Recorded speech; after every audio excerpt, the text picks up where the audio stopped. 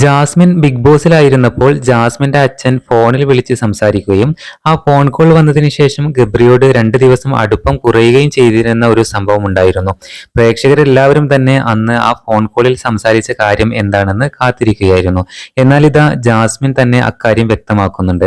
Jasmine പറയുന്നത് ഇങ്ങനെ: ഫോണിൽ സംസാരിച്ചത് എന്താണ്, അവർ പുറത്തു വിടുന്നത് എന്താണ് എന്ന് എനിക്കറിയില്ല. ഞാൻ അതിനകത്തല്ലേ.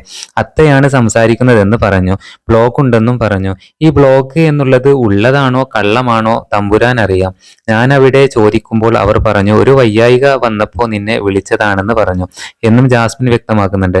ചിന്നു ഒറ്റക്ക് നിന്ന് കളിക്കുമോളെ എന്ന് പറഞ്ഞ് അത്രേ അവർ പറഞ്ഞു.